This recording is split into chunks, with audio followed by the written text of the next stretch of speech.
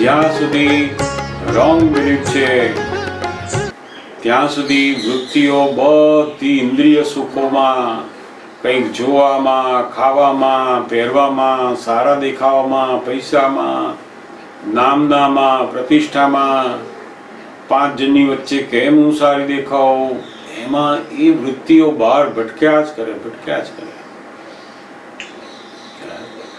જેવી એની બિલીફ બદલાય કે ના, ખરેખર તો સુખ મારી અંદર છે,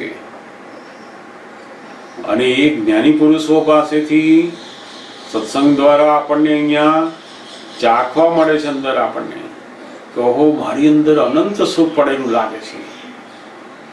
મેં જે બહાર બધા સુખો જોયા એના કરતા પણ શ્રેષ્ઠ સુખ એ મારી અંદર છે. અને એક વખત એ વૃત્તિ અંદર ચાખે એટલે પછી શું થાય છે કે જેવી બહાર જાય ને એટલે કમ્પેર કરે કે ના, આમાં સુખ નથી, આમાં છે. હવે એને 2 વસ્તુમાં સુખ આવ્યા, અંદર પણ આવ્યું અને પેલું બહારનું પણ છે. પહેલા તો બહારનું હતું એટલે શું કરે, એક ગાડીમાંથી સુખ ના લાગે ને એટલે બીજી ગાડીમાં જાય, એક કંપનીનું ના હોય બીજામાં જાય, એક સ્ત્રીમાં સુખ ના લાગ્યું બીજી સ્ત્રીમાં જાય, મન એક પુરુષમાં ના હોય તો બીજા પુરુષમાં જાય, એક ઘરમાં ના લાગ્યું બીજામાં જાય. આવું વૃત્તિ શું કરતી હતી પહેલા, તો કે બહાર બદલતી હતી કે આમાં નથી સુખ, આમાં લાવો, આમાં નથી, આમાં લાવો, એમ કરતા કરતા કરતા કરતા એ અનુભવ કરતી હતી કે આમાંય સુખ નથી, આમાંય સુખ નથી, આમાંય સુખ નથી. એમ કરતા કરતા કેટલાય જન્મોથી આપણે આ અનુભવ કરતા કરતા આગળ વધી રહ્યા છે.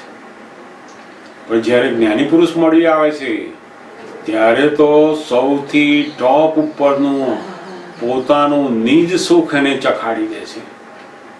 અને જેવું એ નિજ સુખ ચાખ્યું એકવાર એટલે આ બધી વૃત્તિઓ હવે મોડી પડતી ગઈ. એટલે આ વૃત્તિઓ એ આપણે લઈને આવેલા નથી, પણ પેલી રોંગ બિલીફ એ લઈને આવેલા હતા અનાદિકાળથી, અને એના કારણે વૃત્તિઓ બહાર ભટક્યા જ કરતી.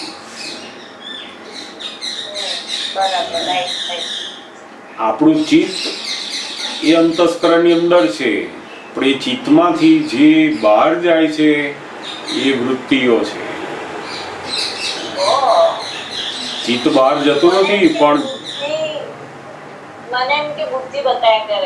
ના, બુદ્ધિનું ફંક્શન શું છે, તો સારું ખોટું, સારું ખોટું, નફો ખોટ, સસ્તું મોંઘું, એ બધું બુદ્ધિનું કામ છે. અને પેલું જે ચિત્ત શું છે, તો કે અંદરથી જ વૃત્તિઓ એની જાય, જેમ સૂર્ય એની જગ્યાએ છે પણ એના જે કિરણો છે ને એ બધે પહોંચે છે, એમ વૃત્તિઓ આપણી બધામાં જાય છે.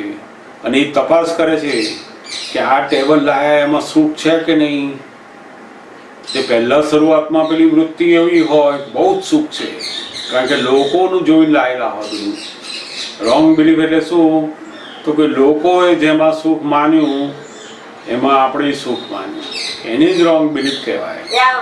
મને એવું થાય કે સોફા લાયા ને પછી સોફા હવે સાફ કરવાના ઝપટ કરવા જોઈએ તો સોફો કોઈ સોસાયટી લાઈફમાં આમ હવે એવું થાય. આ વસ્તુ કાચની વસ્તુ હસાય તો સાફ કરવાની થાય જ્યારે બરાબર ત્યારે થઈ હવે લાવું સિમ્પલ માટીનું હશે તો ચાર્જર ચપટી ના, પણ એ તો આપેલું કરવાનું થાય એટલે કંટાળો આવ્યો કહેવાય એને. આવું કંટાળો તો અનંત જન્મો આવ્યો છે. એક વસ્તુમાં મોહથી લાવે અને એ મોહ પછી ઉતરે એટલે પાછો કંટાળો આવે, પાછો બીજામાં મોહ બેસે. એટલે આ કેવું છે, તો કે મોહના કારણે એક છોડીને બીજું, બીજામાંથી ત્રીજું. હવે એ મોહ ઉતરે છે એટલે પેલો કંટાળો ઉત્પન્ન થાય છે.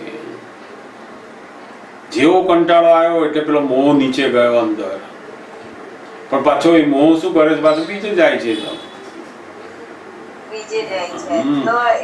એટલે આખા જગતના લોકો એવા છે કે કંટાળે છે ખરા, પણ તારણ કરતા નથી કે આમાં ખરેખર સુખ છે કે નથી, એવું તારણ કાઢ્યું નથી. એટલે દાદા ભગવાન કહેતા ને 80 વર્ષના માજીને પૂછીએ કે છે કે માજી સંસાર કેવો લાગે તમને, શું કહે પેલા 80 વર્ષે ગામડાના માજી હોય ને, બોલો જવા દે ને ભાઈ, આ સંસારમાં તો કશું છે નહીં. તો શું 25 વર્ષે કઈ સંસાર સારો હતો? તો કે ના, એનો એ જ હતો, પણ આ પેલા 80 વર્ષ થયા ને, પેલો મોહ નીચે ઉતર્યો બધો હવે, એટલે પેલો સંસારનો આવું દેખાય છે ને. એટલે જ્ઞાની પુરુષો એ આ મોહ નીચે ઉતરે, થોડોક વૈરાગ્ય આવે ત્યારે જે જ્ઞાન થાય છે એ સાચું જ્ઞાન નથી. પાછું એ તો મોહ ઉત્પન્ન થશે એટલે પાછું બીજામાં શરૂ થશે. જ્યારે એને એવું થશે કે વાસ્તવમાં સુખ જ છે નહીં, ત્યાં આપણે જે સુખ શોધીને લાવીએ છીએ એ જ ભ્રાંતિ. જરૂર હોય તો લાવો, પણ સુખ નથી. આપણે એમ કે માનીએ કે ઓહો બહુ મજા આવશે, સરસ થઈ જશે, બહુ સરસ લાગશે, આપણે સરસ દેખાઈશું, કોઈ મહેમાન આવશે જોશે ખુશ થઈ જશે, ઓહો તમે ક્યાંથી લાયા એવું બધું પૂછે તો ખુશ થઈ જઈએ આપણે. આપણને એ બધા જે સુખો છે અંદર, એની અંદર પડેલા છીએ આપણે. એટલે કંટાળો આવવો એ તો બધું છે, પણ તારણ નથી કે આ સુખ નથી, એમાં ચિત્ત મૂકવા જેવું નથી. તમે લાવો, વાપરો, ખાઓ, પીવો, બધું જે કરવું એ કરો, પણ ચિત્ત આત્મામાં મૂકવા જેવું છે. દાદા ભગવાન શું અમે કશું લાવીએ, મૂકીએ, કરીએ, પહેરીએ બધું, પણ અમે ચિત્ત નથી મૂકતા. કેમ? તો કે અમને એવું તારણ આવી ગયું કે આમાં સુખ છે જ નહીં. એટલે જેમ જેમ આપણને પણ આ અનુભવ થશે અને જોડે જોડે આ શુદ્ધાત્માનું સત્સંગનું સુખ વધશે અંદર, જેમ જેમ સત્સંગ સાંભળશો, બધું આમ કરતા જશો, પદો સાંભળીશું, આ બધી દાદાની વાતો સમજતા જઈશું ને, એમ સુખ વધતા વધતા વધતા એવું વધશે ને, પછી પેલામાં જવાનું એની મેળે ઓછું થઈ જશે.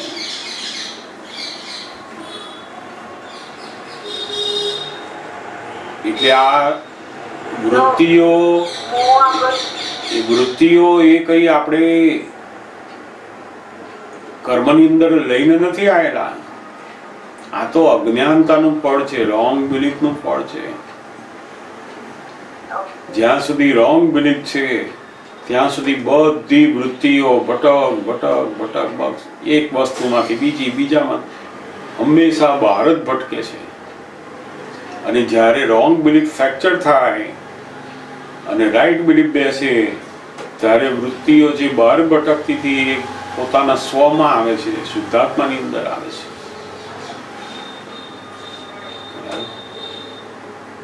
અનંત કાળથી પોતે પોતાના ઘરમાં વૃત્તિ ક્યારેય આવી નથી. કેટલાય જન્મોની અંદર આપણી જે વૃત્તિઓ છે ભટકતી જ રહી છે, ભટકતી જ રહી છે. કોઈ પૈસામાં સ્થિર થઈ, કોઈને વિષયોમાં સ્થિર થઈ, કોઈને પ્રતિષ્ઠાઓમાં સ્થિર થઈ, કોઈને નામમાં, કોઈ વસ્તુઓમાં, બસ આવી જ વૃત્તિઓ ભટકી છે. એટલે દાદા ભગવાને કહ્યું ને કે તમારી જે સ્થિતિ છે, અંતર સ્થિતિ એ કઈ છે? તો કે તમે અનેક ચિત્તમાં આવ્યા. જ્યાં સુધી આપણને અજ્ઞાન હતું, રોંગ બિલીફ હતી, ત્યાં સુધી આપણે અનેક ચિત્તમાં હતા, અનંત ચિત્તમાં હતા. એટલી બધી વસ્તુઓમાં આપણું ચિત્ત જાય, વૃત્તિઓ બધી, તોય આપણને સુખ લાગે નહીં. હવે આપણે નક્કી થઈ ગયું કે 5 વસ્તુ, 10 વસ્તુ, 25 વસ્તુ એટલામાં જ જાય છે, બસ પછી પાછી આવે છે. અને તે પણ તમે જેમ જેમ તમારી વૃત્તિઓને શુદ્ધાત્મા રૂપે રહીને જોયા કરશો, અને જેમ જેમ પેલું સમજ પડતી જશે કે ખરું જ્ઞાન ખરો આનંદ મારી અંદર છે, તો પછી એ ધીમે ધીમે બધું ઓછું થતું જશે. પછી વૃત્તિઓ બહુ બહાર જશે જ નહીં.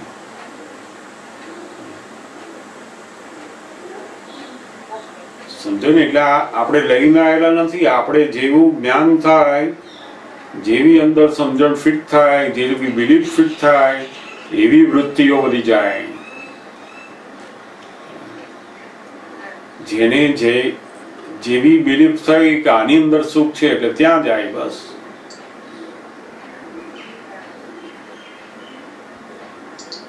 પોતાની બિલીફ ના આધારે એને મોટ પણ થાય એટલે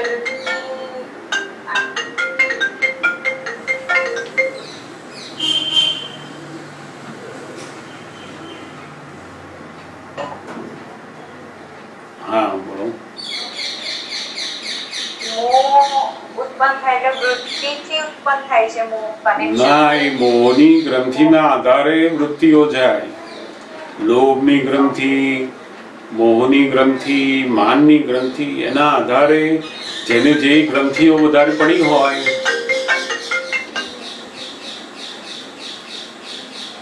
જેને જે ગ્રંથિઓ વધારે પડી હોય એ ગ્રંથિઓના આધારે પછી એની વૃત્તિઓ ત્યાં જાય.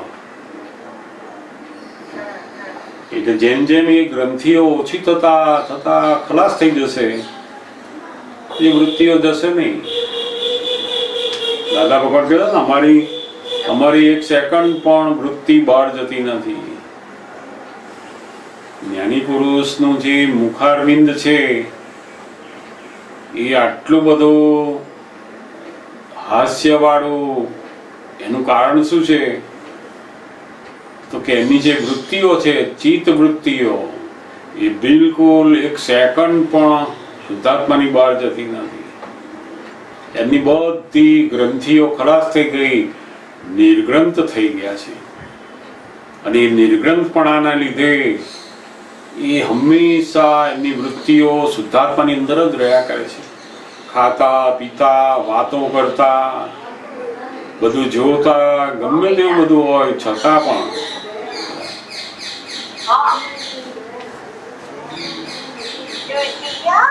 સમજાયું ને? ઓકે, વાંધો નહીં. હા, જય સચ્ચિદાનંદ.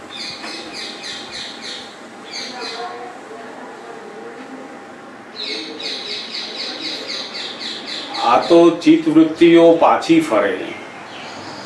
ભટકવા બહાર જતી હતી એ હવે ભટકવાની નહીં.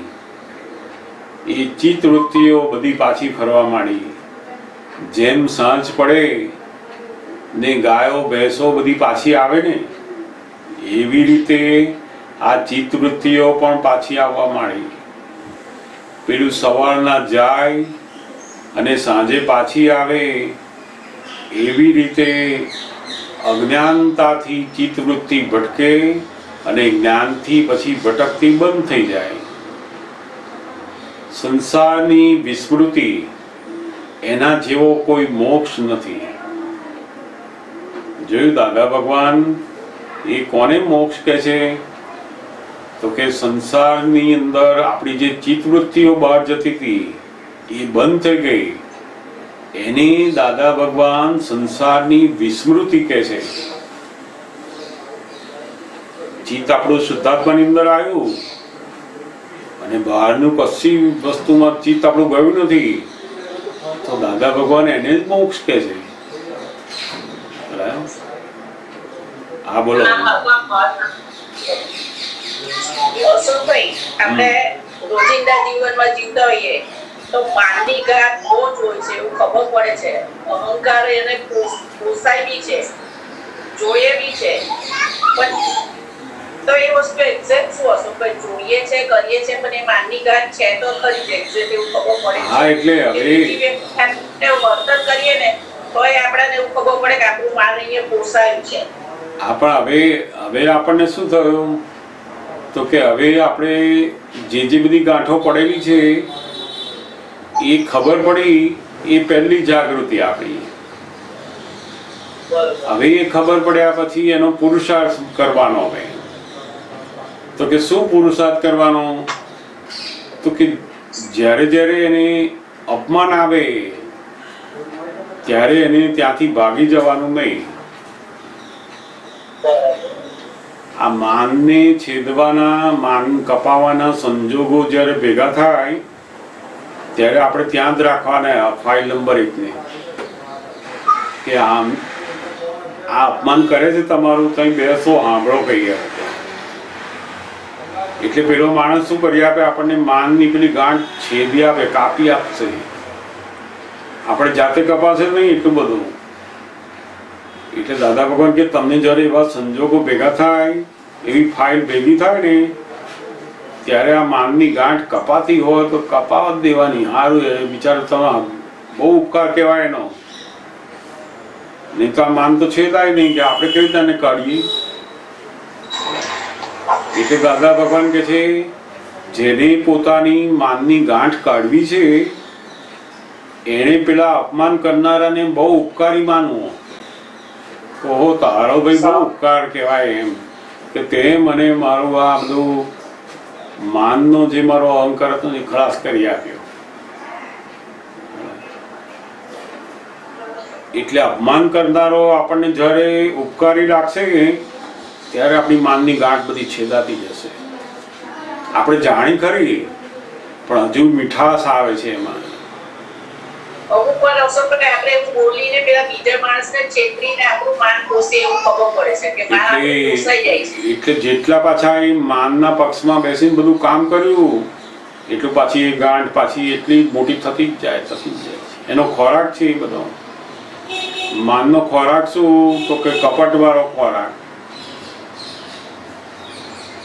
માન એકલું હોય ને તો સારું, પણ આ તો કપટ વાળું પાછું. બહાર કોઈને ખબર પડે નહીં, બહાર નિર્માની છે એવું લાગે, અને પાછું એ અંદરથી માન પોસાય. એટલે આપણને તો દાદા ભગવાને એટલી બધી જાગૃતિમાં મૂક્યા કે હવે અંદર આ ખબર પડવા માંડી. ઓહો, માન છે, કપટ છે, આ બધું પડ્યું છે અંદર. હવે એ બધી ગાંઠોને આપણે શુદ્ધાત્માની અંદર રહીને આજ્ઞાપૂર્વક હવે એનો નિકાલ કરવાનો, ખાલી કરવાનું છે. જેમ જેમ એ ગ્રંથિઓ બધી છેદાવા માંડી, ઓછી થવા માંડી, એમ આપણું પૂર્ણ સ્વરૂપ થવા માંડ્યું.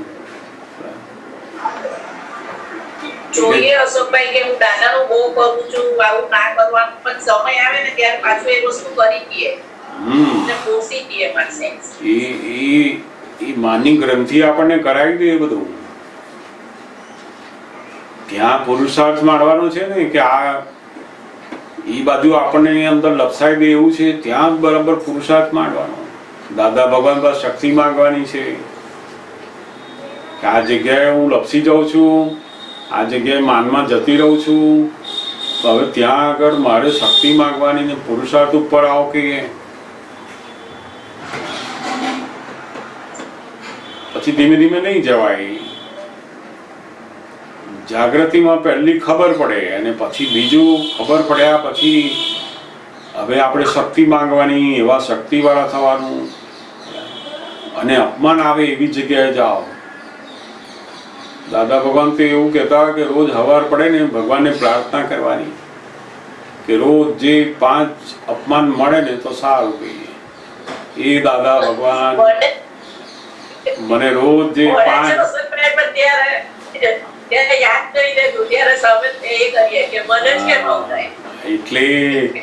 એટલે ત્યારે પેલું અપમાન પેલો કાપવા આવ્યો, આપણું માન છેદવા આવ્યો. અપમાન કરે એટલે શું થાય? તો પેલી માનની ગાંઠ આમ કપાય ત્યારે આપણે ખુશ થવાનું, કહો તમે મારા બહુ ઉપકારી છો. ત્યારે આપણે શું કરીએ? એનું ઊંધું જોઈએ અને આપણે જતા રહીએ. મૂકો આને, આને તો કશું કરવા જેવું નથી. એ તો રોજ આવું બોલ્યા જ કર્યા. તો આપણને જેવું કોઈ પણ વસ્તુ કરવી આવી કે આપણે લઈએ નહીં. કારેલા એટલા કડવા એવું નહીં, માણસો કડવા હોય ઘણી વાર. વાણી નથી હોતી, કડવી હોય. એવું કોઈક ભેગું થયું આપણે નહીં જોઈએ. મીઠા હોય તો જોઈએ. માન એટલે શું? મીઠા વાળા લોકો પાસે જ બેસે, કડવા વાળા પાસે જાય જ નહીં માન વાળા. એટલે આપણે હવે ખબર પડી કે ઓહો, આ માન નામની ગ્રંથિ કડવા વાળા પાસે ઊભા નથી રહેવા દેતી, તો લઈ જવાના ત્યાં, ચલો કે ત્યાં તમારે માન છેદવું છે ને, કાઢવું છે ને કહીએ કે તો ચલો કે પેલા અપમાન કરનારા છે એમની પાસે જાઓ કહીએ, અને ત્યાં આગળ જઈએ, એ અપમાન કરે ને પાછો આપણને ઉપકારી લાગવો જોઈએ. એનો દોષ દેખાય તો આપણું પછી માન વધ્યું, પાછું એની ભૂલ દેખાય એને સાંભળીએ નહીં એટલે તો આપણું માન વધ્યું પાછું. એ તો એટલે આપણને ઘણીવાર આપણું માન છેદવાના સંજોગો મળે છે, પણ આપણે છેદવા દેતા નથી. આપણે કારણ કે આ તો બહુ મિલકત કહેવાય, મારી જતી ના રહેવી જોઈએ, માન જતું ના રહેવું જોઈએ. એટલે ત્યાં તો બહુ સાચવવાનું કે હા ઓહો બહુ ઉપકારી. દાદા ભગવાન કહ્યું જેને માન છેદવું છે, ગ્રંથિ કાઢવી છે, એને તો નક્કી કરી દેવાનું કે રોજ જે હે દાદા ભગવાન આજના આખા દિવસમાં મને 5 જણ એવા મળે કે જે અપમાન કરે મને. રોજ 5 જણ મળે ને બધી માનની ગાંઠો કાઢી નાખી આપી. પણ આપણે તો એવું માંગે કે ના ના આવા માણસો મળવા, આપણે મળવા જઈએ જ નહીં ને. તો ઘણી વાર મહાત્માઓની અંદર એવું હોય, કોક મહાત્મા બહુ આખા બોલ્યા પ્રકૃતિ ના હોય તો એની પાસે કોઈ જાય જ નહીં, બધે જય સચ્ચિદાનંદ કરે, પેલાની પાસે જઈને જય સચ્ચિદાનંદ ના કરે. કેમ? પેલું માન અંદર છે. એટલે માનનું તો બહુ જેમ જેમ જાગૃતિ આવશે, સમજણ આવશે ને એમાંથી આપણે મુક્ત થઈશું, ત્યારે આપણને આ નિર્ગ્રંથપણાનો આનંદ શરૂ થશે. દાદા ભગવાન કેવા છે? નિર્ગ્રંથ, માન નહીં, લોભ નહીં, કેવા કેવા પુરુષ કહેવાય. એટલે અદ્ભુત પુરુષ આપણને એવા મળ્યા છે, અને એમનું જ્ઞાન આપણે માણીએ છે.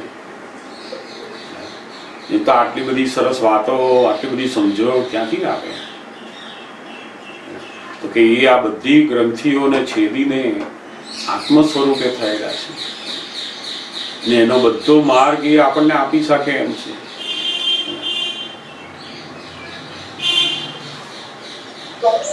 બહુ સરસ. બીજા કોઈને પ્રશ્ન હોય તોય કરતા રહેવાનું પછી. હા જરૂર જરૂર જરૂર કહો. તમે જે વાત કરી ને એના માટેનો અનુભવ કહું મારો. બરાબર. કે ગઈ સાલમાં જયારે અમારા પેપર તપાસવાનું કામ ચાલ્યું, ત્યારે આગલા ધોરણના જે બીજા શિક્ષકો હતા ને એ લોકો શું કરતા હતા કે આચાર્ય ઓફિસમાં હતા, પેપરોમાં છે ને સુધારતા હતા, એ બોર્ડ ઉપર નંબર લાવવા માટે. એમને એવું હતું કે મારો જ નંબર આવે, મારો જ નંબર આવે એમ. તો ત્યારે હું કન્વીનર હતી, તો મારી સાથેના 2 શિક્ષકો હતા ને, તો મને એવું કે બેન તમે જુઓ સામે કે છે પેલા લોકો પેન્સિલ રબરથી ચેકીને પૂરેપૂરા ગુણ લે છે અને બોર્ડ ઉપર નંબર લઈ આવે છે. બરાબર. તો તમે, અને હું એમને ના પાડું, તો કે આપણા વર્ગમાં 2 છોકરાઓ એવા છે જે એક માર્ક માટે જે પૂરેપૂરા બોર્ડ પર નામ આવે છે એ લોકોનું આવતું નથી, તો તમે મને સુધારવા દો. એટલે હું એવું કહું કે ના, નહીં સુધારવાનું, આપણે એવું ખોટું નહીં કરવાનું, મને જે આવતું હશે તે. એટલે પછી થોડુંક એને 2-3 વખત મને કમ્પ્લેન કરી કે બેન તમે જુઓ ને કે તમે તો માનતા જ નથી કે છે આ બધા શિક્ષકો પર છે, તમે મને કેમ નહીં કરવા દેતા કે છે. એટલે મેં કીધું કે ના, નથી કરવું. ફરી પાછું પ્રજ્ઞાન અંદર એવું થયા કરે કે બધા કરે છે એની વાત તો સાચી જ છે ને, તો આ 2 વિદ્યાર્થીઓ શું ગુનો કર્યો કે ચલો એ લોકોનો નંબર 1 માર્ક માટે જતો રહેશે. બરાબર. તો મેં કીધું ચાલો સુધારો, વાંધો નહીં. પાછું અંદરથી મેં વિચાર્યું કે જે મારું જો અપમાન થશે, જે કંઈ થશે, હું સહન કરવા તૈયાર છું. જો પકડાઈ જઈએ તો જશે તો વાંધો નથી, પણ પછી પેલા લોકોને લીધે પેલા 2 શિક્ષકોને મારે સંતોષ આપવા માટે એમનું કર્યું મેં યશ કીધું. એ લોકોએ ચેક કર્યું, ચેકિંગ સુધાર્યું, અને એ કોઈ પકડાયા નહીં, અને એ 2 શિક્ષકો હું અમે 3 પકડાયા. બરાબર. મેડમે ચેક કર્યું પછી મને કીધું કે મેડમ અહીંયા આવો કે છે તમે આ સુધાર્યું છે કે છે એટલે પણ અંદરથી નક્કી જ કરેલું કે ભલે તારું અપમાન થાય થવા દે, તને બહુ અભિમાન છે ને તારું, તું કન્વીનર તને અભિમાન છે તો જો તારું અભિમાન કેવું ઉતરે છે. એટલે બેને અમને બોલાયા પછી કે સાચું બોલી જાવ કે પણ હું સાચું ના બોલું તો શું વાંધો નહીં, જોયા કરો તારું અપમાન થાય છે તું કર, હવે તે જે ખોટું જ કર્યું છે ને તો થોડો સહન કરતા. પછી ઘરે પ્રતિક્રમણ કરું અમે બહુ જ ખોટું કર્યું છે, આટલી લાઈફમાં કશું નહીં કર્યું, તો હવે તું શું ડિસિઝન લે છે? બરાબર. મારી જાતને હું પ્રશ્ન કરું, કશો વાંધો નહીં, તારે જોબ છોડાવી હોય તો છોડી દેજે, પણ તે ખોટું જ કર્યું છે, ખોટું જ કર્યું છે, તું સાચું માનતી નથી. તે પેલા લોકોના કયા પ્રમાણે કેમ તો કે તારું માન સાચવવા કે તારા વર્ગના પણ છોકરાના બોર્ડ ઉપર નામ આવે એટલા માટે તે ખોટું કરાયું છે. પણ એ જે અનુભવ કર્યો ને અશોકભાઈ અને મેડમે બોલાયા અને મેં પકડાયા અને મેં કીધું હા મેડમ સાચી વાત છે, મેં સુધાર્યું છે અને મારા કહેવાથી આ બે શિક્ષકોએ સુધાર્યું છે. પછી બેનને તો થોડું મારા માટે તો કેવું આમ થાય, જે માન હોય એ માન તો જતું જ રહે, તમારા માટે જે બધું હોય આમ ખલાસ થઈ જાય. અને આટલા વર્ષોની જોબ કરેલી એ બધું દૂર જાણી થઈ ગઈ, છતાંય પણ પ્રજ્ઞાન અંદર વાંધો નહીં, તે જ કર્યું છે ને ભોગવ, તું તારો ભોગવતો આવ્યો છે, તું ભોગ્યા, હું જોઉં છું તું શું કરે છે, આમાંથી તારો રસ્તો કયો તું કાઢે છે. પણ આવું બધાને 1 મહિના સુધી કન્ટિન્યુઅસ ચાલ્યું, જ્યાં સુધી રિઝલ્ટ આવ્યા ત્યાં પછી મેડમને પણ મારા માટે એવું થઈ ગયું. હું એમને સામે કેમ પ્રતિક્રમણ કરું, પણ છતાં મારો ભાવ બદલાયો નતો, એ લોકો સામે સરખો જ રહે. એક પણ વ્યક્તિ કે એક પણ શિક્ષક માટે અંદર ભાવ શું કે ના સુધારમાં છે કે જો મારો ભાવ બદલાયો નહીં, છતાં મેડમ એવું કે તમે રોજ પ્રત્યાને જય શ્રી કૃષ્ણ કહો છો, મને કે છે કે તમારું અપમાન કર્યું તો પણ કે શરૂ થયું. મેં તો શું વાંધો નહીં મેડમ, મેં મારી ભૂલ કરી છે ને તો મારું ભૂલનું પરિણામ મને મળવું જ જોઈએ ને. તમે મેડમ કહેતા હોય હું રાજીનામું આપવા માટે તૈયાર છું, એ ભૂલ કરી છે, હવે ફરી ભૂલ નહીં કરું કે. તો પછી એ મેડમને એટલું બધું રિયલાઇઝ થયું ને પછી મને શાંતિથી બેસાડી બધી વાત કરી કે કેમ બેન તમે આવું કર્યું કે છે, તમે તો કોઈ દિવસ કરો નહીં, તમારા પર વિશ્વાસ હતો છતાંય તમે આવું કેમ કરાવ્યું. બરાબર. પછી મેં ધીમે ધીમે કે મેડમ જે બીજા બધા જે શિક્ષકો હતા હું તમને જો તાત્કાલિક કહું તો ભડકો થાય, પણ અત્યારે મારે લીધે બધા શિક્ષકોનો અંદર કઈ કેવું નથી કોઈના માટે, પણ આજે હું તમને કહું છું કે બધા શિક્ષકો હવે પેન્સિલ ઉપરથી ચેકતા હતા, એનો વિડિયો મારી પાસે પણ છે રૂબરૂમાં, અને એ લોકો મારા બે શિક્ષકોના કહેવાથી મેં આ કર્યું છે. તો બેને ખરેખર એટલું બધું થયું કે સાચી વાત છે, પણ હું જે સિનિયર છું મેં જે ભૂલ કરી ને એ ખોટી કરી છે. પણ કેમ તો જે મારા માનનો લોભ હતો ને અંદર કે માન પડેલું હતું તારો નંબર આવશે આગળ, એના માટે મેં આ કામ કરેલું. એટલી વખત મેં અનુભવ કર્યો તો હજી મને એ હજી અંદર સંખ્યા કરે છે કે મેં ખરેખર આ ખોટું કર્યું એમ. એટલે તમે જરા કીધું ને ત્યારે મને બહુ જાતે જ કર્યું એમ. બરાબર. અને હવે નહીં કરું એવો નિશ્ચય કરો કે ફરી ક્યારે નહીં કરું એમ. એટલે માન શું બધી આપણી ફાઇલ નંબર 1 ને સારા દેખાડે, શણગારે, લોકોની વચ્ચે સારું બધું દેખાડે, એ ગ્રંથિ અંદર પેલું કામ કર્યા કરે કે કેમ કરીને સારા દેખાય, કેમ કરીને સારા દેખાય. હવે નામ છોકરાનું કે પણ ખરેખર નામ કોનું આવે છે? હા, એમાં જે પેલું મારું છે એ માન ઘૂસ્યું એ અંદર કામ કર્યા કરે છે. ઘણી બધી જગ્યાએ આવું બધા માન અંદર એટલું બધું કામ કર્યા કરે, એ જેમ જેમ છેદાતું જાય એમ એ ગ્રંથિ આખી ખલાસ થઈ જશે ને ત્યારે તો મુક્તતા અનુભવાશે કે દુનિયા આપણે ખરેખર હવે જીવાય છે, ફરી મુક્તતાનો અનુભવ થાય.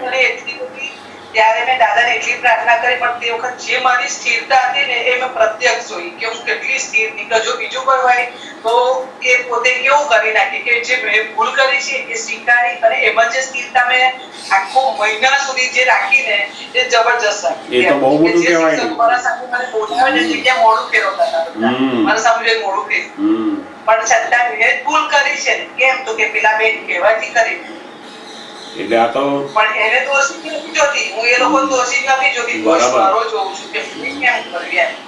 બરાબર. એટલે બહુ પોતાની ભૂલ બહાર સ્વીકારે નહીં તો એની માન છે નહીં જાય એનું, એની પેલી ગ્રંથિ તૂટવા માંડે, પેલો અહંકાર અંદર બોલ બોલ કરે, અરે એવું તો કહેવાતું હશે, એવું તો કહેવાતું હશે, એ અંદર ના જ પાડે આપણને કરવાની.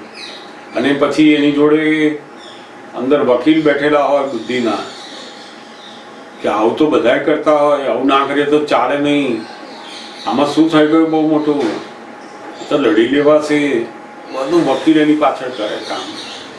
જ્યારે પ્રજ્ઞાશક્તિ અંદર બેઠી છે ને એ કે ના, માન છેદવાનું આવ્યું, તમે શુદ્ધાત્મા થાવ, આ બધું ભૂલો કહેવાય, તો એમાંથી બહાર નીકળો હવે.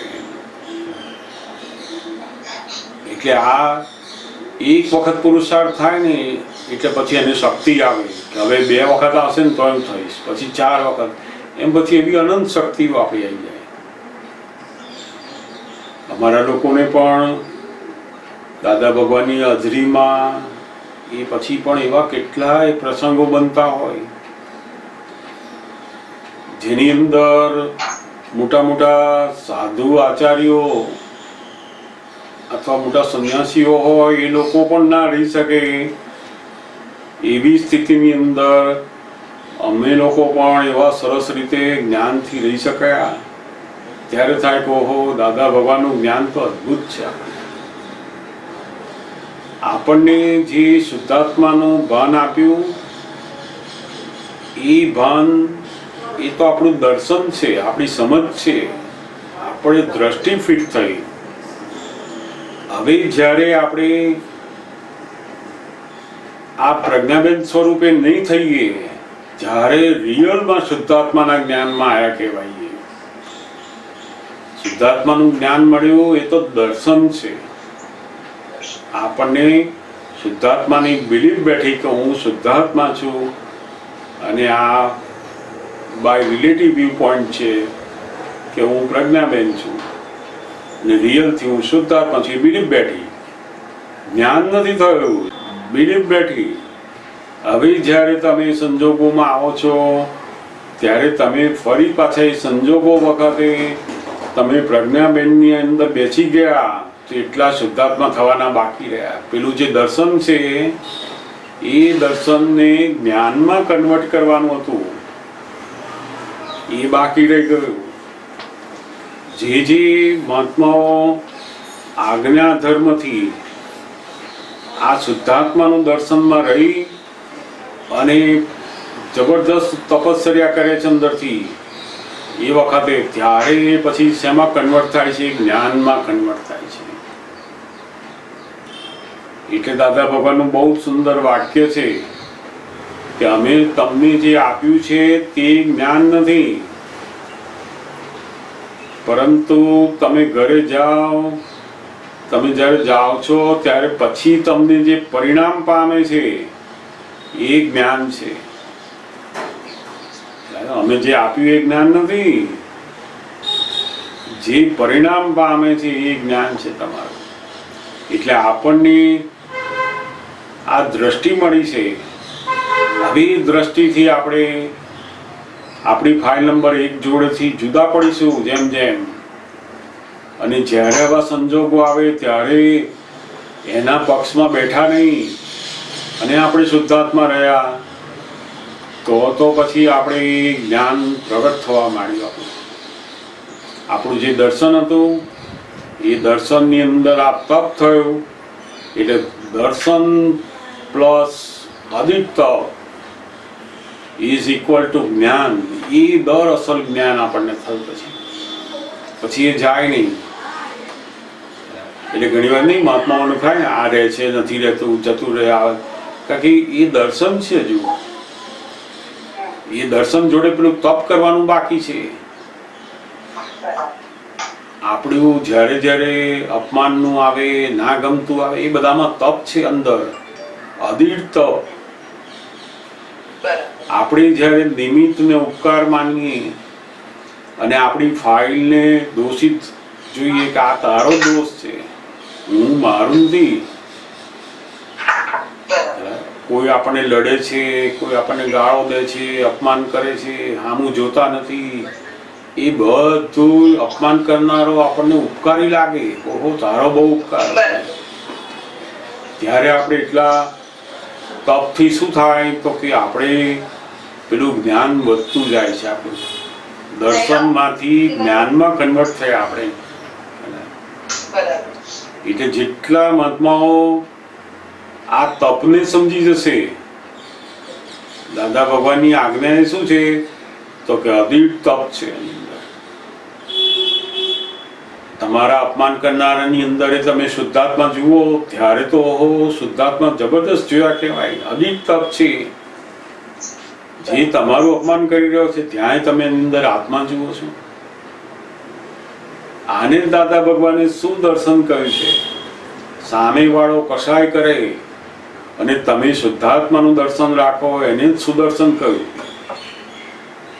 તો કે આવું સુદર્શન વાપરશો તો તમારી અંદરના જે બધા કષાયો છે, રાક્ષસો છે, એ બધા નાશ પામી જશે.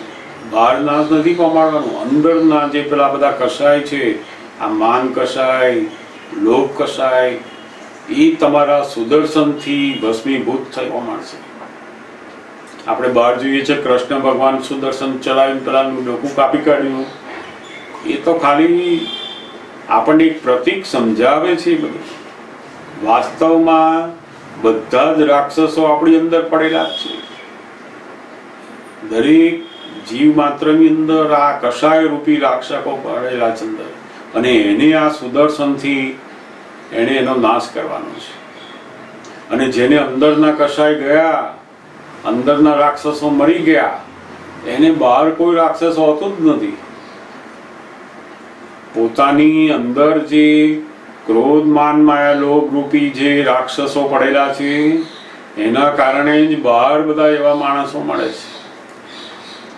જો આપણી અંદરના ક્રોધ માન માયા લોભ ખલાસ થઈ ગયા તો પછી બહાર એવા માણસો મળતા બંધ થઈ જવાના. એટલે આ દાદા ભગવાને આપણને બહુ મોટું સુદર્શન ચક્ર આપેલું છે અંદર. તે કૃષ્ણ ભગવાન બહાર નહોતા ફેરવતા, અંદર જ ફેરવતા હતા. તે દાદા ભગવાને ફરી આપણને શીખવાડ્યું કે તમે પણ અંદર ફેરવતા જ જાઓ આ સુદર્શન. જ્યારે જ્યારે આવા રાક્ષસો કષાયો અંદર ઉત્પન્ન થાય ત્યારે ફેરવો અંદર અને કષાયનો નાશ કરો. ત્યાં આગળ બહુ અદભુત આવા જેમ જેમ સંજોગો આવે એનો લાભ ઉઠાવતા જઈશું. આપણે આવા પ્રતિકૂળ સંજોગોને તપની અંદર કન્વર્ટ કરો આજ્ઞાથી, અને એ જ્ઞાનની અંદર આપણને બહુ મોટી કમાણી કરીને આપે છે. જેનો આ સંજોગ એકવાર જતો રહ્યો કે રોજ તો મળે નહીં બધા. દાદા કહેતા ને કે આપણે તો ભાડે રાખીએ કોઈને કે ભાઈ રોજ તું મને લડ, થોડું 500 રૂપિયા આપું લડવાના. પણ પેલો લડે તો હોય કેવું લડે કે છે, તો આપણે પગાર આપીને રાખ્યો હોય તો એ બિચારો લડે ખરો, પણ કેવો લડે? આમ બરાબર પાકું લડી શકે? તો કે ના, આમની પાસે પૈસા લેવાના બિચારો. એટલે તો તમારું અપમાન કરે પણ તો લડી શકે નહીં. આ તો કેટલો મહાન ઉપકારી કે આપણું જે માન છે એ છેદી નાખશે, માન કાપી નાખશે. બહુ સુંદર આ તમારો અનુભવ. તો હવે એ જે મને એક્સપિરિયન્સ હોય, બરાબર, તો હજી જે મારા મગજની અંદર ચાલ્યા કરે છે, તો શું એ હજી ગાંઠ ખરી? ના, એ પેલું છેદવ્યું ને એટલે અંદર ચતરે છે. આ ફાઇલ નંબર 1 ને પેલા અહંકાર ને હજુ થાય છે કે આવું કેમ કર્યું, આવું કેમ કર્યું, આવું કેમ કર્યું. એને આપણે કહી દેવાનું કે આવું જ કરીશું. તો હવે મારે તારું રક્ષણ કરવાનું નથી. મારે હવે હું તો શુદ્ધાત્મા, મારે થી લેવા દેવા તાકી મારે આત્મા થવાનું છે. મારે આ લેવા દેવા નથી. તો હવે એને મારે પ્રતિક્રમણ એના ચાલુ જ રાખવા પડે? ના, પ્રતિક્રમણની કઈ જરૂર નથી ને એમાં. એવું નહીં, એટલે જે મારા આચાર્ય સાથે જે થયું એટલે હજી હું એમને જોઉં છું તો મને મારું જે ખોટું કરેલું છે એ મને દેખાયા કરે છે. હા, એ દેખાયા કરે એનું કારણ શું છે કે આપણે પેલું મેં કર્યું ખોટું એવું વધારે છે. એટલે જેને ખોટું કરેલું એને કહી તો દીધું ને કે આ ખોટું છે, મેં આવું ખોટું કર્યું છે, એવું બોલી ગયા. બસ પછી એને બહુ હવે શુદ્ધાત્મા જવાનું, તમે કર્યું નથી, તમે તો શુદ્ધાત્મા હતા એ વખતે. પણ આ જે ભાગ અંદર ભાગ ભજવ્યો હોય એ એને જાહેર કરી દીધું, એટલે હવે આપણે એમાંથી મુક્ત થઈ ગયા. પણ જે વસ્તુ બની છે એની અસરો હજુ રહ્યા કરવાની સામેવાળાના મન ઉપર. એ લોકો તમને જે વર્ષોથી જોતા હોય ને હવે જુએ એમાં થોડું બદલાયા કરે એમનું. પણ એ વખતે આપણે શુદ્ધાત્મા જોવાનું, આપણે બદલાવાનું નહીં. આપણી જે દ્રષ્ટિ છે એમાં આપણે બદલાવાનું નહીં. આપણે તો એવા શુદ્ધાત્મા જોવાના. અને એમ કરતા કરતા પેલા જે સ્પંદનો છે બધા ઓછા થતા થતા ખલાસ થઈ જશે. એ સ્પંદનો છે હજુ જે ઘટના બની હોય ને એકબીજાના મન ઉપરના સ્પંદનો છે એ સ્પંદનો ચાલ્યા કરે. એકબીજાને જુએ એટલે પાછું ચાલે, જુએ એટલે ચાલે. પણ ધીમે ધીમે બંધ થઈ જશે. આપણે શુદ્ધાત્મા જોતા જ જવાનું બસ.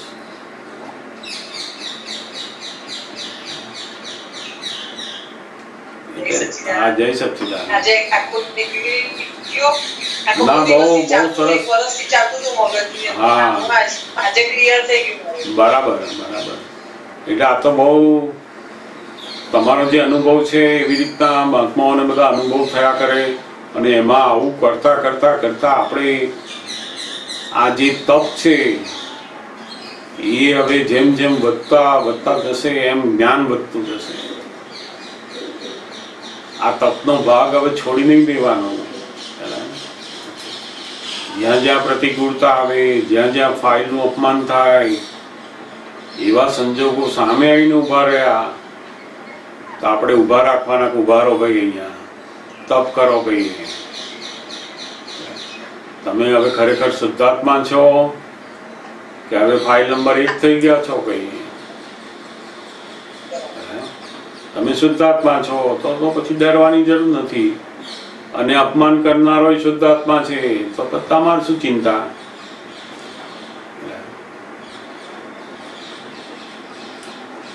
અશોકભાઈ, હા, અમુક વખતે પંચુકો બધા એવા આવતા હોય તો આપણને જાગૃતિ રહે છે અને જ્ઞાન ઓટોમેટિક ગોઠવાઈ જતું હોય છે. પણ અમુક સંજોગોની અંદર અમુક ફાઇલ સાથે એટલું એડજસ્ટ થતું નથી, ગોઠવાતું નથી. તો એ બધું જે જાગૃતિનો અભાવ છે કે એવા ઋણાનુબંધ, ચીકણા ઋણાનુબંધ છે. એવા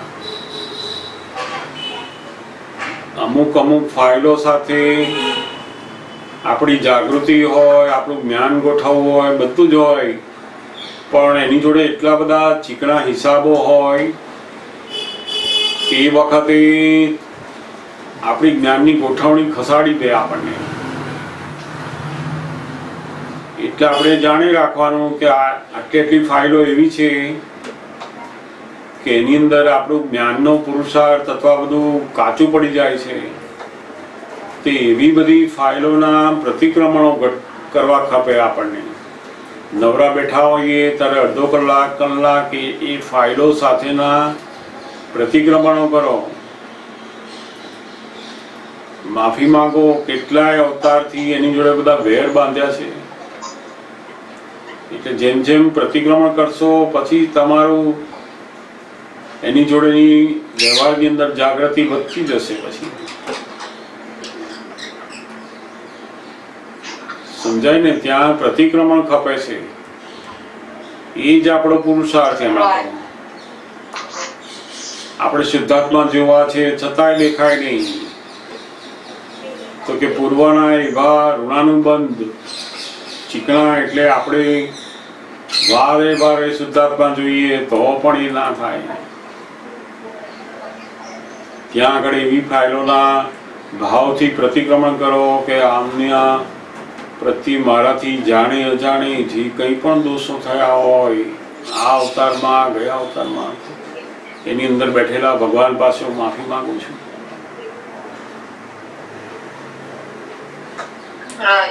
આપણે એવી ફાઇલોને બહુ આપણા શબ્દોથી સમજાવવાનો પ્રયત્ન કરવો.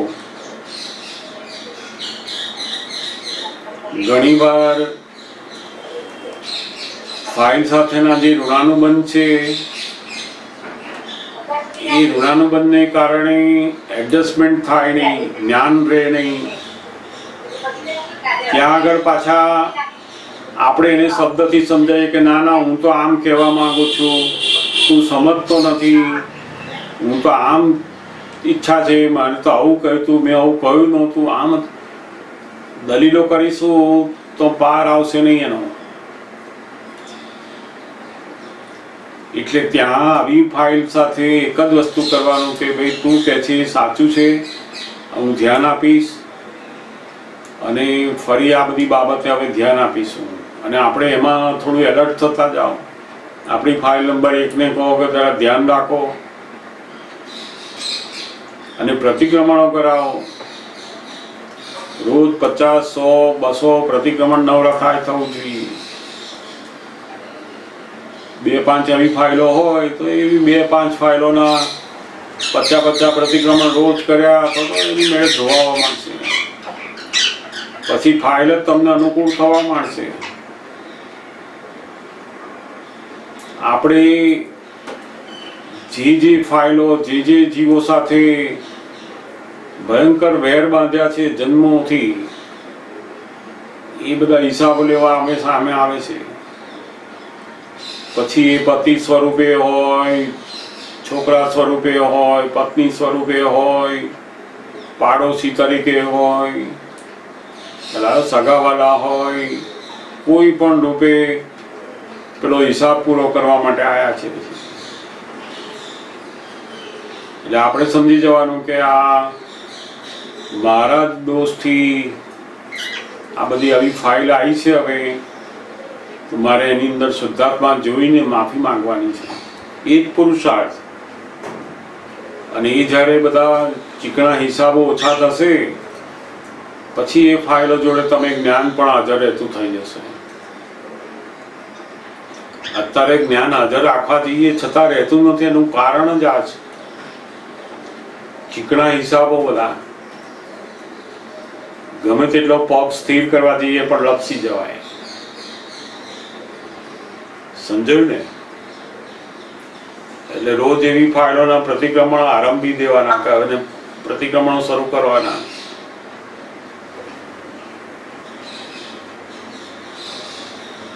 કેટલા પ્રતિક્રમણ થાય એના? એના તો એટલા થતા નથી, પણ એટલે આ અનુભવથી જ કહું છું. હા, એટલે સંજોગોમાં ગોઠવાઈ ગયો હતો. અમુક સંજોગોમાં પહેલેથી ગોઠવણી કરેલી હોય તોય થતું નથી. એટલે આ આપણને સાંભળેલો તમારે સત્સંગ કે આમાં આવું હોય આવું હોય આવું હોય તોય ના થાય. પણ તોય થાય નહીં જ્યારે સિચ્યુએશન આવીને ઊભી રહે. એટલે આ બધું સાંભળેલું જે જ્ઞાન છે એ પેલા અનુભવ સુધી આવે નહીં. કારણ કે હિસાબ એટલા બધા ચીકણા છે. આપણને બધી ખબર છે પણ એવું વર્તે નહીં. એ વખતે હિસાબ જ એટલા બધા ચીકણા છે. અને જ્ઞાન હજુ કોઈ એવું પાક્કું થયું નથી. બંને વસ્તુ છે. સાંભળતા એવું જ્ઞાન પાક્કું થાય કે આપણે એ સમયે શું કરવું. આપણે આમ મોટા ભાગે આપણી જે સમજણો છે એ બધી વાણી દ્વારા આપણે બધાને આપીએ છીએ.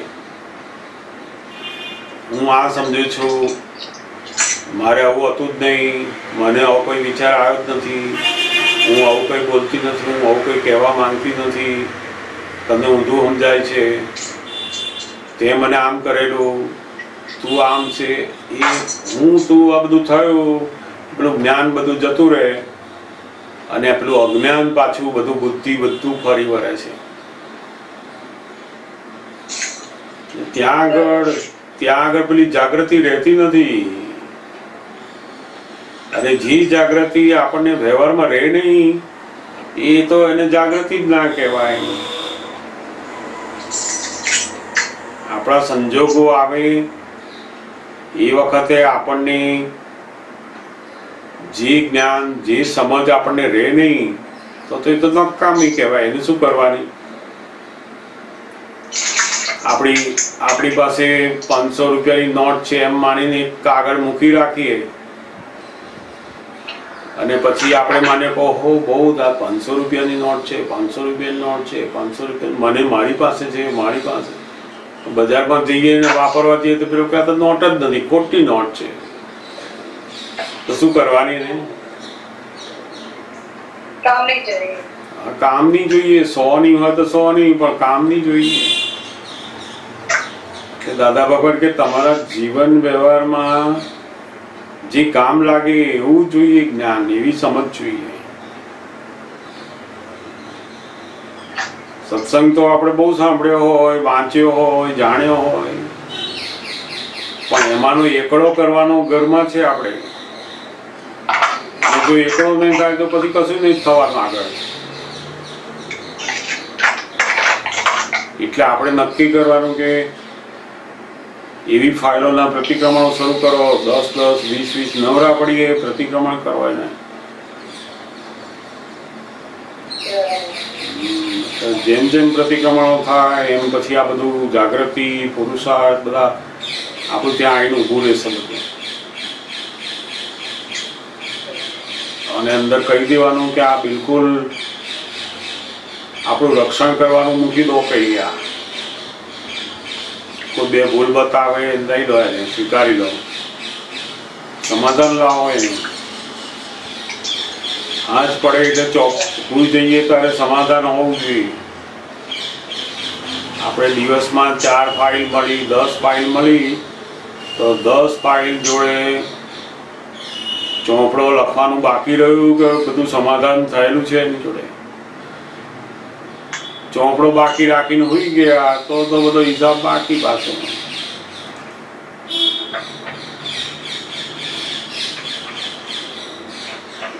એટલે રોજ જે પ્રતિક્રમણ ઉપર જોર મૂકવા જેવું છે. આમાં ઘણા બધા મહાત્માઓને, અમને લોકોને પણ દાદા ભગવાને જે આ રસ્તો બતાવ્યો છે કે આ તમારી જે એકદમ નજીકની બધી ફાઇલો છે, તમે તો ઘણું કહો કે હું આમ કરું, તેમ કરું, આમ છૂટું, પણ ફાઇલો છોડે તારે ને. આપણી જે ઈચ્છાઓ, આપણી જે ભાવનાઓ હોય એ પણ ફાઇલો તમારી છોડે તો ને. એટલે દાદા ભગવાન કે તમારા કર્મો તમને રજા આપે ત્યારે બધું કામ થાય. એટલે રોજ જે અંદર પ્રતિક્રમણ કરતા કરતા કરતા છૂટાશે આ બધું.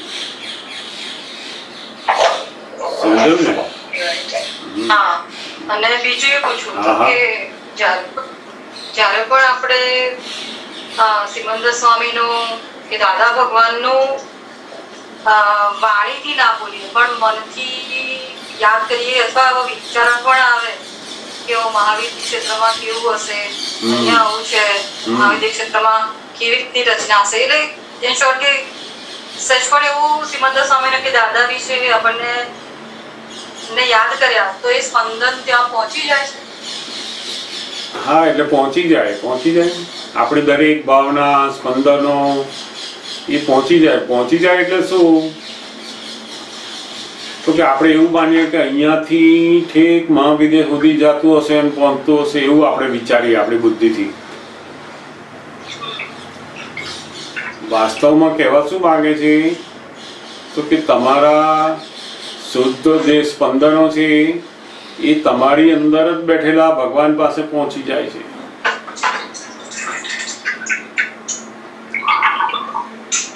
આપણી અંદર જે શુદ્ધાત્મા છે, આત્મા, ત્યાં આગળ જ એ સ્પંદનો પહોંચી જાય છે. અને એ જ વાસ્તવમાં સિમંદર સ્વામીનું સ્વરૂપ છે, દાદા ભગવાનનું સ્વરૂપ છે, એ તમારું સ્વરૂપ છે.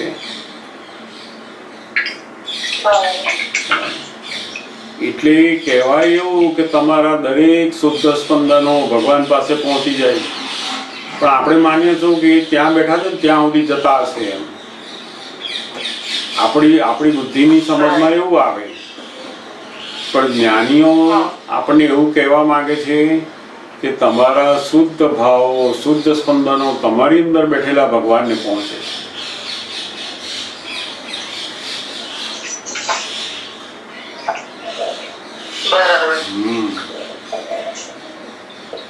તો આપણે વિધિ કરીએ અને જયકારા બોલીએ કે ગમે તે કરીએ કે તો એ આપણા જ સ્વરૂપને આપણી અંદર બેઠેલા ભગવાનને પહોંચી જાય છે.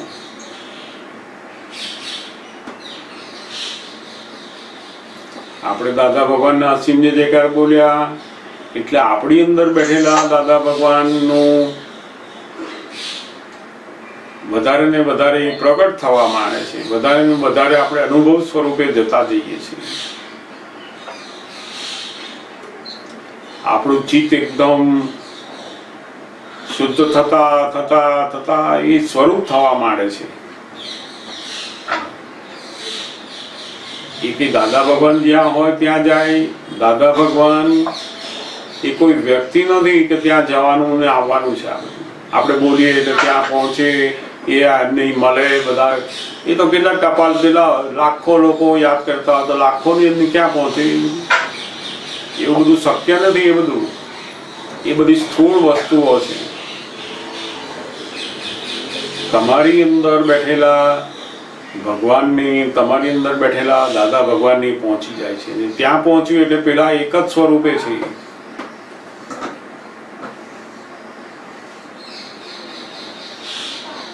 સમજો ને? એટલે આ દાદા ભગવાનના અસીમ જયકાર બોલીએ, બધી વિધિ બોલીએ, એનાથી શું થાય તો કે આપણી અંદર જ બેઠેલા ભગવાનને આપણે નમસ્કાર પહોંચાડીએ છીએ, અસીમ જયકાર એમના જ ગુણગાન કરીએ છીએ, એમની ભક્તિ કરીએ છીએ.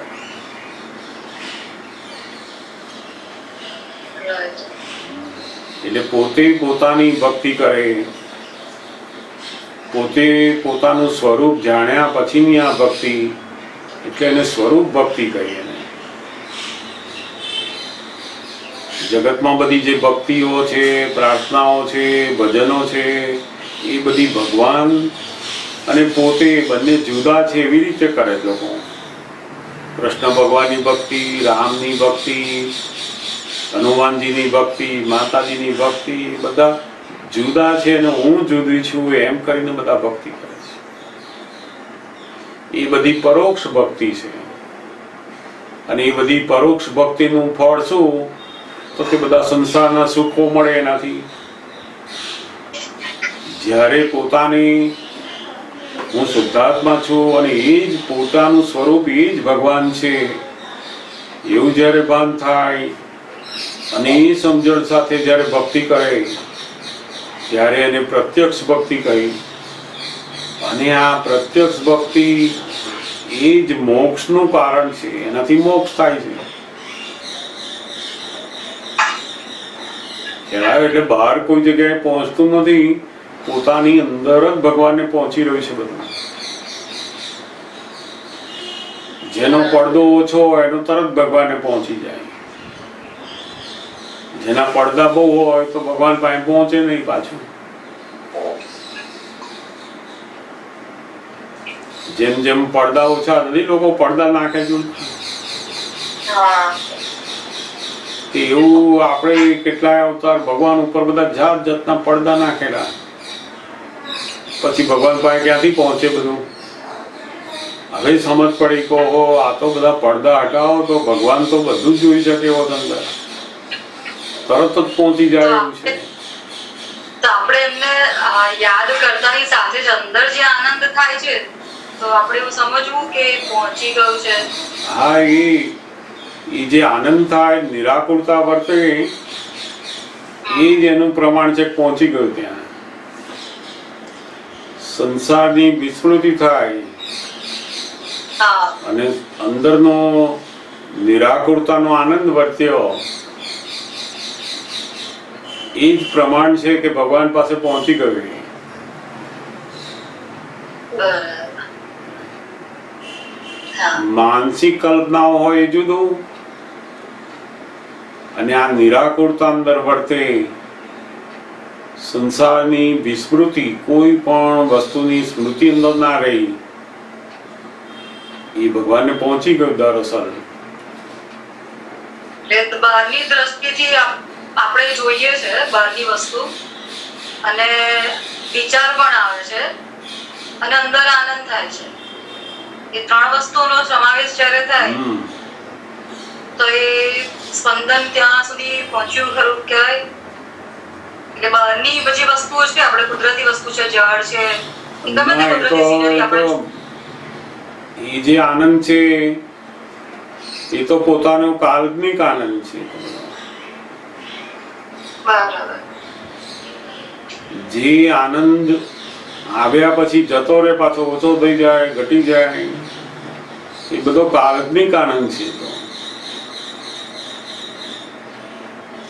કલ્પનાથી ઊભો થયેલો, આપણી કલ્પના છે એનાથી ઊભો થયેલો. આપણને મોટા શહેરમાં અથવા તો મોટી સિટીમાં રહેતા હોય, મકાનો જો કર્યા હોય એટલે એનાથી કંટાળી ગયો હોય, એટલે બગીચામાં જાય ને ઝાડ પાન જુએ, ફૂલો જુએ, ખુશ આનંદ આવે એને. તો ત્યાં રહેતો હોય પેલો માળી, એને થાય કે હું તો કંટાળી ગયો છું, રોજ હવાર પડે આ જો કરીને જાય છે. એ જયારે મોટી સિટીમાં જાય ને મોટા મોટા બિલ્ડિંગ જુએ ને ત્યારે આનંદ ઉત્પન્ન થાય. એટલે એ તો કાલ્પનિક, એના પોતાની કલ્પનાથી ઉભો થયેલો આનંદ છે આ બંનેનો. પણ કોઈ પણ સંજોગોની અંદર આપણને રાગ દ્વેષ ઉત્પન્ન ના થાય, એને જ્ઞાની પુરુષો આનંદ કહે છે. આપણે જે આનંદ માનીએ છીએ એ તો એક જાતની માનસિક ખુશી છે. આપણા મનની અંદર કોઈ વસ્તુ, કોઈ જગ્યા, કોઈ માણસ, કશી વસ્તુ, એ બધી ખુશી છે મનની. અને પેલો જે આનંદ છે એ તો શું છે, તો કે આ કોઈ પણ રાગ દ્વેષ થતા નથી. એને આ જગ્યા ઉપર ખુશી થાય છે પણ એને રાગ નથી. એને એવું ખબર છે કે આ ખુશી છે એ તો રિલેટિવ છે, એવું એને ખબર છે અંદર. એટલે એનો આગ્રહ કરતા નથી કે હવે આ ઝાડ પાન છે એ સારી જગ્યા છે. એ તો બંનેનો નિકાલ કરે, ઝાડ પાનનો નિકાલ કરે છે અને બિલ્ડિંગોનો નિકાલ કરે છે. જે નિકાલ કરી રહ્યો છે એ આનંદમાં છે. અને પેલાને ગમી જાય કે ઓહો આ બગીચામાં જ રહેવા જેવું છે, ઘર જ અહીંયા રાખવા જેવું છે, તે એ ત્યાં ચોંટી ગયો હોય. એ જે ખુશી છે એ માનસિક ખુશી છે. હવે જે ભૌતિક વસ્તુઓમાં, ભૌતિક જગ્યાઓમાં, રિલેટિવ વસ્તુઓમાં અટકી ગયા, એ બધી માનસિક ખુશી છે. અને મન પાછું શું થાય, તો ખુશીમાં આવે, પાછું દુઃખી થાય. એટલે એ બધા મનના જે સુખ છે એ કેવા છે, તો કે કાલ્પનિક, એમાં દુઃખ પણ છે. એટલે જ કહેવાય છે ને કે આનંદ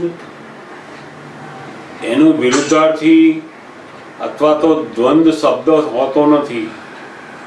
જ્યારે સુખ એનો દ્વંદ શબ્દ છે દુઃખ. જ્યાં સુખ હોય ત્યાં દુઃખ પણ હોય, દુઃખ હોય ત્યાં સુખ હોય, વારા પરથી ચાલ્યા જ કરે. દ્વંદ વાળું છે. એક હોય તો બીજું હોય જ. જ્યારે આનંદ છે એ દ્વંદાતીત છે, દ્વંદ નથી. એટલે આપણે જે આનંદ